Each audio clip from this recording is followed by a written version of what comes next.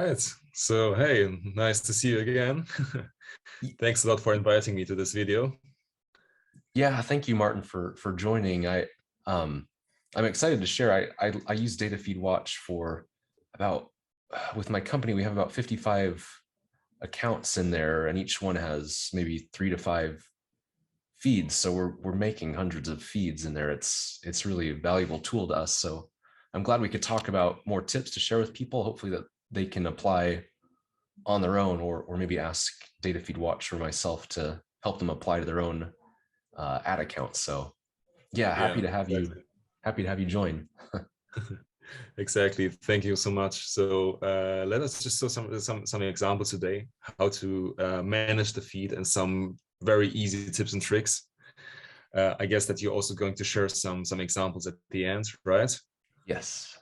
Okay, all right. So let me quickly introduce myself. My name is Martin. I'm actually the Director of Affiliates Partner Relations with DataFeedWatch. I'm with DataFeedWatch already since 6 years. And let me share my screen with you because I would like quickly to explain you what DataFeedWatch is, what we offer. So I hope that you can see my screen now. DataFeedWatch is the data feed management tool. Austin is already, as he mentioned, using this for different shops with his clients since years already with DataFeedWatch.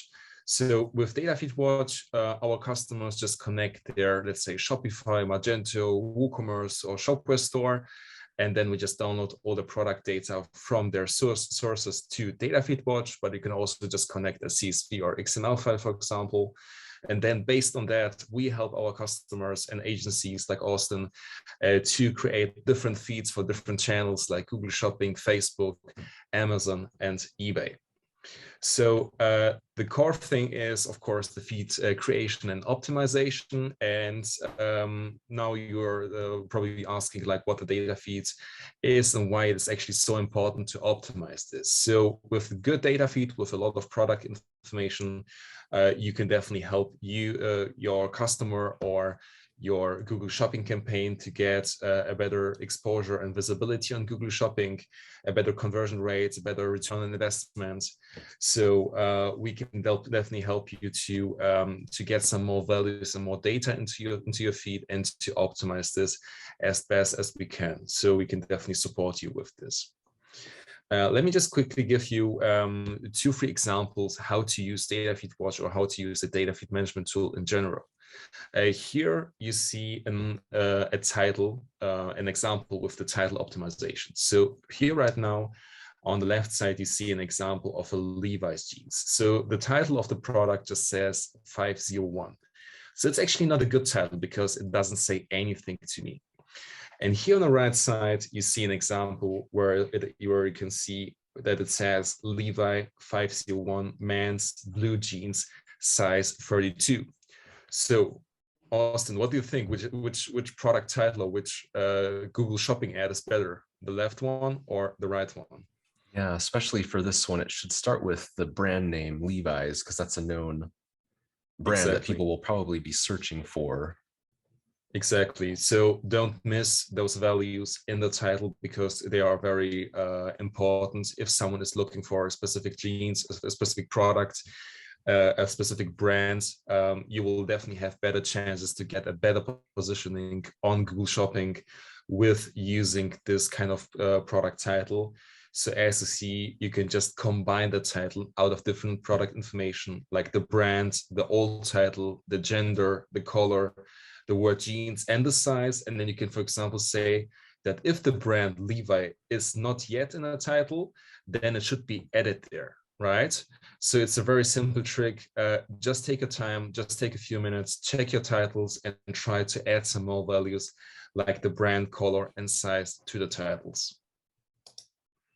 Another example is that if you're, for example, selling shirts or apparel in general, check if you have the color. So if the color is, for example, missing in your Shopify store, you can use, for example, external Google spreadsheets, like the one you see here on the right side, with all the colors, which can be added to the field color. And then it will say that we will extract from the description, so we can check that As soon as the description will, for example, include the color red or yellow, it should be added as the color red or yellow to the exact products. So it's a very simple way how to add some more values like the color to your product, especially if you sell apparel and the color is really necessary there. Sorry to interrupt, Martin. I have a step-by-step video on how to do this from start to finish that I'll link to below, because this trips up people a lot. So I'll share that in this description of this video too. Great, sounds good. All right, and another example is that you can also, for example, replace very quickly and very easily specific words in the title you're already using. Yes, so for example, gun with toy gun, cigarettes with e-cigarettes, grill with barbecue. So also here, just use a Google spreadsheet, an external spreadsheet, which can be uploaded, and then we can just say that it should be replaced in the title, replace many values in the feed itself if the word is in column A and the right word in column B. So you're just using column A and column B in the spreadsheet and can be uploaded. So yeah, that there are different ways how to also, for example, use the product type from the category tree, so that we can say that if jackets is in the product type, it should take the right category tree, for example, clothes, shirts, jackets, for Google Shopping. There are different ways how to optimize this. We can definitely help you with that at DataFeedWatch. We have experts who can just take a look at your feed. And also Austin has a lot of experience with managing feeds and optimizing them. So just send him over your shop, and he can definitely take a look into this and help you and give you some advice as how to optimize your feed within just a few minutes. Then I have another example. Let me quickly switch to my DataFeedWatch account. So this is actually what I just mentioned before, that here on the left side in DataFeedWatch, you see the required fields, in this case for Google Shopping, like the ID, the title, the description, and so on. And here with the title, I have just chosen that instead of renaming, I would like to use combine. And then with combining, I've just chosen that the title should be always combined out of the brand, the old title, the size, and the color. But just if, let's say, the name, which is the title originally, does not include the brand yet. Otherwise, I just want to use the old title. So it's a very simple way how to combine the title out of those information, which can be done within just a few seconds, actually. Then furthermore, added values, as I mentioned before, you can override certain information, replace, remove. You can also add a prefix, a suffix, so that you can also, for example, add, let's say, a bottle size if you're selling wines, that you can add a bottle size if the bottle size is just provided in your shop itself.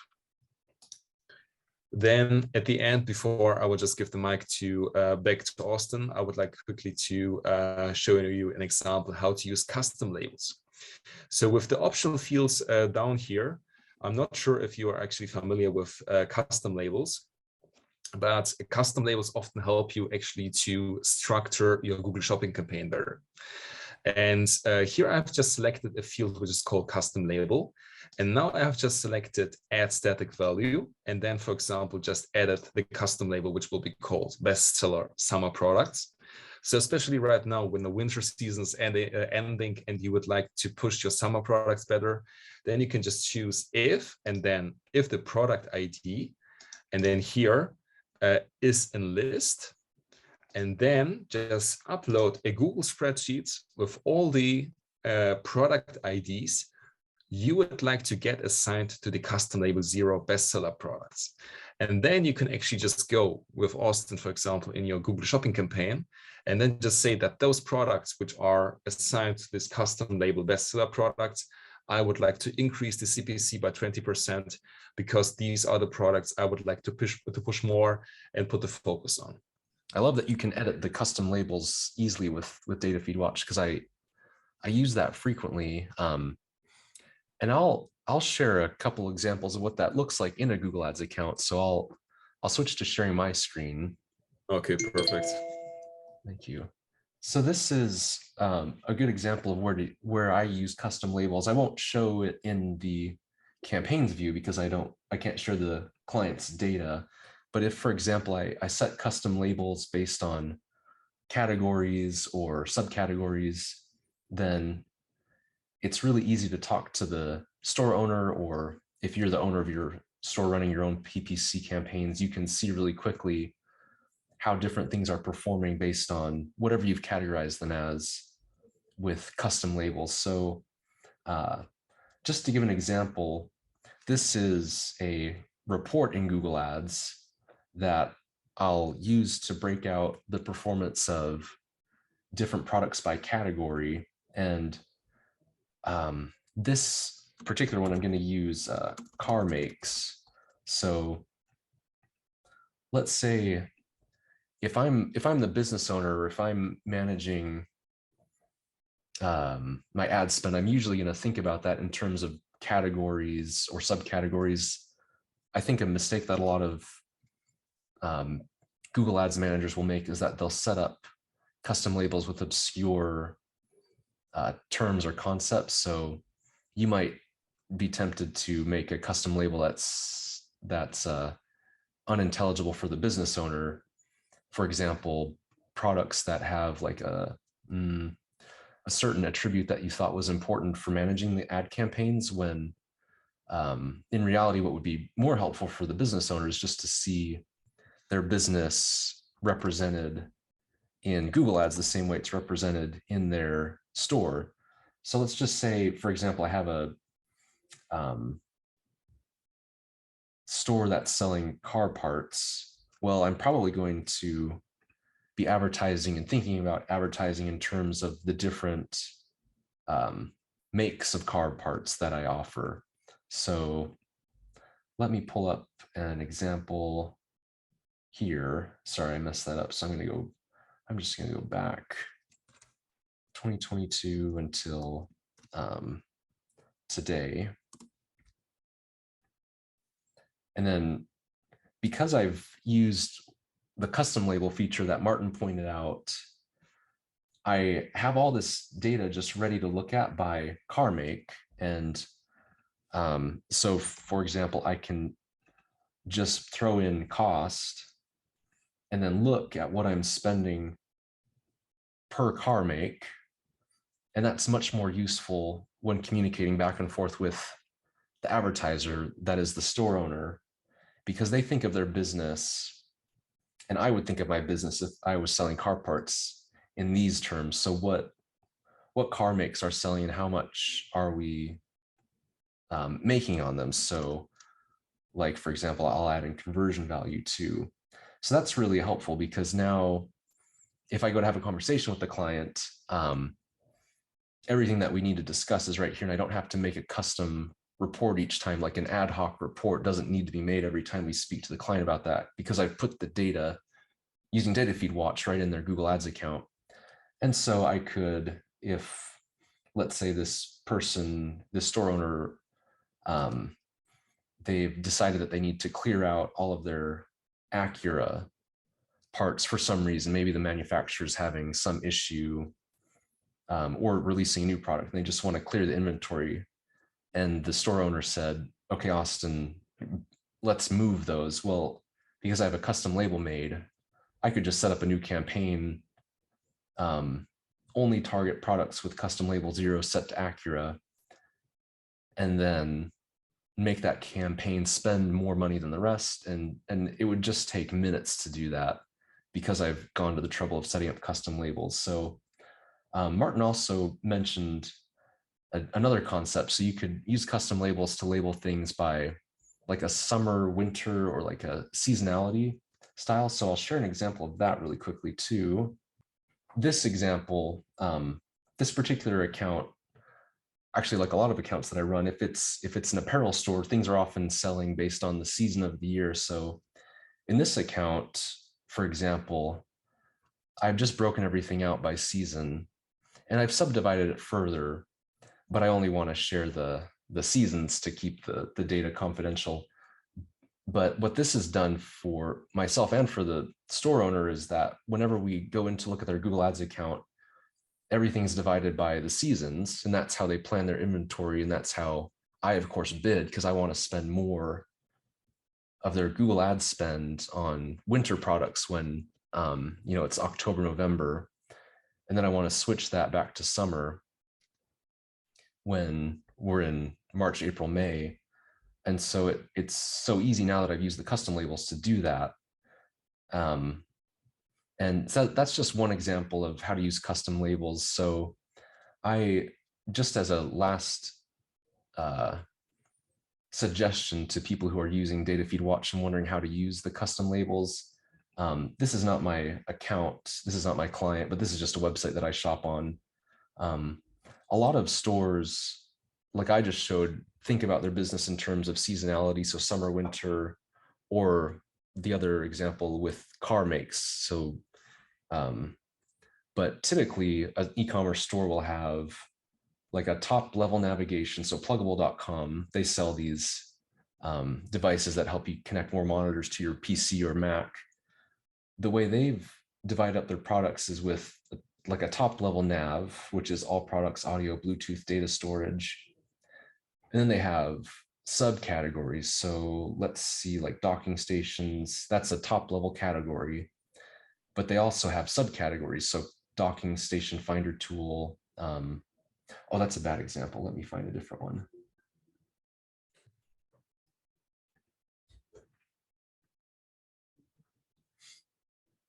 So pluggable.com, they've organized their store with top level navigation categories. So for example, Thunderbolt cords, that's a top level category, but then within that they have subcategories. So Thunderbolt 3 and 4. And if you're advertising for a company like this, that's likely how they're going to discuss their business in terms of advertising too. They might, for example, say to their Google Ads manager, hey, we're going to be changing the price on the Thunderbolt 4 products. And so you should make your changes according to Google Ads in light of that knowledge. Or let's see another example. If this store owner were talking about, running a sale on just the USB cables, if I were to add, let's say I use custom label 0 to add all the top level categories, and then I use custom label 1 for all the subcategories, again, it would be really easy for me to respond to that client's request and just make a campaign or increase the bids on all the USB cables, or apply a sale promotion to those in DataFeedWatch using the custom labels. So that's just 2 more examples of how to use custom labels that I think can really help people, not just to make more money with their Google Ads, but to just make the process of management 10 times easier. Exactly. It's a very good example. And we can actually say that, for example, if the product type or the category tree includes USB hub C, for example, then we can just add it to the custom label and so on. So it's actually very easy to use. We just need the product data from the store, like from the Shopify or CSV file. And then we can just manage those and create those custom labels very easy. And then you can, as you said, then just manage them in the Google Shopping campaign itself. Yeah. Awesome. Well, I think we've given a couple good examples, Martin. And I wanted to thank you for your time, and then close by telling people that if they want to use DataFeedWatch, 1, I have a lot of instructional videos on how to use it. 2, you can see examples of how to do some of the things that we talked about on DataFeedWatch's blog. And then last, I want to let people know that you can use the referral link down below. It's my referral link from DataFeedWatch, but what you get from using that is your 2-week free trial plus an additional 30 days free trial. So you get a total of 45 days free trial if you use this link below. And that's a good time frame to have to play around with the tool and make some changes and actually use it. So I'd recommend trying it if you're at all interested. And of course, just reach out to myself or to DataFeedWatch with questions and to get set up. So yeah, Martin. Exactly. Thank you so much, Austin, that I had the chance today to join your video. I'm really happy about that. So as Austin already mentioned, feel free to test DataFeedWatch. Feel free to contact us if you need any help. Austin is our feed expert. He really knows how to manage the feeds. So and within this package, within this offer, I would like just to add something that with each free trial account, or with each account, you will get at least 2 feed setups for free, so that we can definitely help you to set up the first 2 feeds, for example, for Google Shopping and Facebook for free. And we will also offer you the best support from our side and from Austin's side. So let's definitely stay in touch. Austin, once again, thank you so much. And yeah, I'm definitely looking forward to help you with your shop then. Yeah, thank you, Martin. Thanks for that offer. And I encourage people to take advantage of that, because setting up the feed it can be challenging at first. It's easy once you've done it once or twice, but if you can have Martin's team do the first 1 or 2 for you, I mean, that's an awesome offer from DataFeedWatch. So I would definitely take advantage of that. So yeah, thank you, Martin, for joining. Looking forward to talking again. And yeah, thanks for your time. I really appreciate it. Yeah, thank you. And I hope my examples were helpful. So yeah, see you soon again then.